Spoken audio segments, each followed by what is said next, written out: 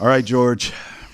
I know it's Monday, but it's not a normal Monday, my friend. Was it Black Monday? Black Monday. There's going to be coaches getting whacked left and right. Hey, this is Joe Pesci in Casino. It really is, bro. It's Joe Pesci. It's his brother. Yeah, dog. Like, Jerod Mayo, he opened the portal, okay? Technically, he was Sunday. But Black Monday, it is on. So let's run down some of the people that we think that this is going to happen. We'll start with the Raiders. Antonio Pierce. Is he gone today? I think so. Me too. They went 4-12. I mean, that team has nothing in momentum-wise building towards the future. They seem like a lost team. I mean, Mark Davis tried to overcorrect a mistake when he let Joe Piscotti, I believe is his name. I could be completely wrong on that. But as interim coach, team loved him. Team won around him, but he let him leave. They hired a different head coach in Josh McDaniels, and that was a massive mistake. I think he overcorrected by keeping Antonio Pierce. Antonio Pierce wasn't ready for the job. I think he's gone. Hey, it should be noted, as we talk about these usual suspects here, this is as the recording of this podcast. So what I'm going to do is, once all these coaches get fired, I'm going to go back and listen to this and pat myself on the back because I'm going to tell you all these guys are getting fired, okay? I'm with you. Antonio Pierce is out of there. It's also, again, and it's, if you're the Crafts, it's why you fire Jerod Mayo. Right. It's who's out there. And you mentioned it. Is it Ben Johnson? Yeah. You know? Yeah. Maybe does someone give Wes Phillips a shot, a branch off the Kevin O'Connell coaching tree? Liam Cohn, just talking about the Buccaneers. He kept Baker Mayfield's resurgence on track. That's going to be a head coach out there, along with the Ben Johnsons. Who is out there? Who is it right now? A team with I think they're picking 6th overall as it stands right now. Yes, they're picking 6th. They need a rebuild. They got nothing at quarterback. They got Brock Barrett. This Raiders team is so lost, but I think they need a new head coach. They made a mistake not getting a quarterback in the offseason, and that's when I knew Antonio Pierce was going to be a lame duck. I think he can actually coach, but when you go into the season with what they had at quarterback, Aiden O'Connell, Minshew, all that mess, it's not going to work out for you, and that's what happened there. I think Pierce will probably bounce back as a nice defensive coordinator and get his get another shot as a head coach down the line. Titans, Brian Callahan. This is an interesting one because I would look at it and think this guy's whacked because of how bad the Titans are. They have the number 1 pick, for God's sakes. Yeah. But you like him. He comes from the Zach Taylor. I mean, he was with the Bengals from 2019 up until this past season. He was obviously the offensive coordinator for Joe Burrow from his rookie season until this past season. But, yeah, they went 3-13. He didn't draft Will Levis. He didn't, construct this roster outside of this past offseason. They're rebuilding the offensive line. They're bringing in weapons. They trade away DeAndre Hopkins. The issue could be that Rand Carthen, the GM, his seat may be hot with the miss on the Will Levis draft pick and the issues they have on defense as well. But you don't bring in an offensive-minded coach to give him 1 year and get him out.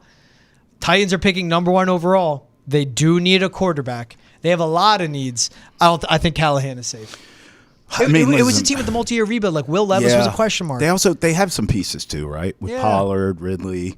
I get it. Oh, now you're giving Tony Pollard. It's a piece. If I'm a coach, I'm thinking, okay, at least I have a running back. I don't think he's great. My issue with you is you make him out to be Eric Dickerson in 16 games with the record. I never did. Okay, that's what you make him out to be. Enough of that. Saquon's going to break Tony Pollard's record, according to you. It's also that good players on the back end, good players on the defensive line like Jeffrey Simmons, Devondre Sweat, Sebastian Joseph Day. Yeah. Good offensive line with J.C. Latham. Playing at left tackle, and you said it, like a Calvin Ridley, a Chigakonkwo. Yeah, there are pieces guys there. Yeah, this was a multi-year always. Well, here's where it's going to tell me if this guy can coach or not. If he can get on a phone and convince Shedeur Sanders to come to Tennessee, because my gut tells me him and his dad are going to say, we ain't going. Yeah. And then I just wonder, do they draft a Cam Ward or what? So I want to see Callahan. Can he convince this kid to come play there in Tennessee? Because I would have to imagine he doesn't want to do that. All right, the Colts, Shane Steichen. At first glance, I thought there's no way they're going to fire this guy. But, I mean, if you just fans are fans, right? I get it. But Colts fans are sick and tired of being sick and tired. They want him gone. They want Ballard gone. They want Irsay gone. Can't fire an owner. But they want an exorcism for everybody. They want the whole damn place cleaned out. Now I'm thinking Steichen might be gone. The next season would be year 3 for him. Give him one more year? I think Chris Ballard is gone. He's been there for 8 years, and he keeps pointing to, I didn't know Andrew Luck was going to retire when he did. All right, it's been 8 years. Right. And in a wide open division that I think is the worst in football, they haven't won it since Chris Ballard's been general manager. Right. Shane Steichen's not bad. Like, what can you do when you're given such a bad quarterback? I think a change in the front office happens. Do they want to keep Steichen? I personally would, because if you're winning games with Anthony Richardson as your quarterback, that says a lot about your team. But that defense is terrible. That's why I think a new GM comes in, but I think the head coach stays in Indy. Jaguars, Doug Peterson, gone. Let's not even waste time. Wait, hold on, real quick. We can't let this go by. Sorry about my cough. We just listed the Titans, the Colts, and the Jaguars. What do all three teams have in common? Say it again. Titans, Colts, and Jaguar. Oh, they're all in that stupid division. How nuts is that? That's crazy. I mean, good for D'Amico Ryans. Yeah, him and C.J. Stroud. Yeah. They got to keep increasing that gap. Right. But this division is really bad. Yeah. And again, since Chris Ballard has been GM, the Colts have not won that division once. And this is Jaguars, Titans, and Texans we're talking about. Reason these teams are picking top of the draft all the time. All right, I'm going to sit back and let you carry this one. Giants, Brian Daboll. Because I think the guy can coach. He got you to a playoff game with Daniel Jones and won it. That's all I needed to see. And I look at the organization as the problem. I think Daboll can coach his arse off. Do you think he's fired? This one I go back and forth on. I'm going to say no. I think him and Joe Shane, their jobs are safe. What Brian Daboll did with Josh Allen in Buffalo is what got him this New York Giants job. But Brian Daboll wasn't the one that said, let's go ahead and give Daniel Jones the absolute world. John Mara made that decision. The tough thing is, they're picking third, but the Titans and Browns right in front of them need quarterbacks. Easily the Titans could go Shedeur Sanders. To your point, let's see if he wants to pick. Yeah. Maybe the Titans, they go, you know what? We'll wait till next year's draft when maybe a Drew Allers in there. Let's trade back, get more picks. Let the Raiders move up to one. They want Shedeur Sanders. Right. The Browns are the wild card. I could very well see them taking Cam Ward at 2. But if Cam Ward falls to 3, with how they rebuilt the offensive line, they have Malik Neighbors, they built up this defensive line, they need to add pieces in the secondary, they need to add a solid wide receiver too for whatever quarterback they have play. I think Daboll stays because that is the head coach, the play caller, the developer you'd want if you draft a Cam Ward.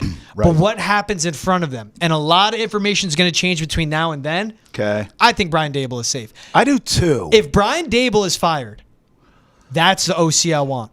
Oh, Vrabel head coach, Daboll OC. Yeah. Oh, Lord, with Drake May. And then if you bring in, if Mike Vrabel brings a Tommy Rees with him from Cleveland to New England, and then Tommy Rees learns from Brian Daboll. Now I think the Crafts will try to push Josh McDaniels, but does Vrabel want McDaniels? And that gets into building your own staff. All right.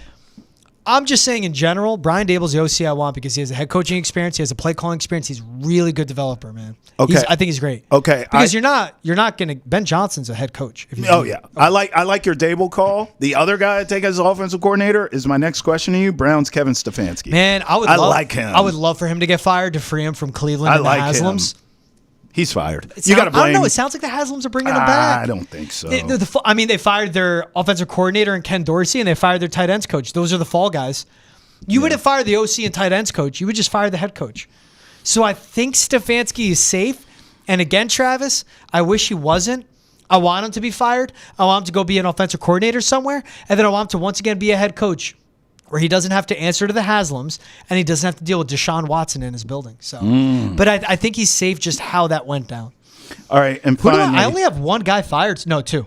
No, I have 2. Doug Peterson and Antonio Pierce. You could tell we're different. I think everyone's gone. Give me another. Cowboys, Mike McCarthy. I think he's done enough. He's safe. That's the one guy I won't fire. Why? Because he coached better without Dak. I'll be honest with you. I think you could – now, he's got a Super Bowl, so let me slow down on saying this is the best coaching job he's ever done.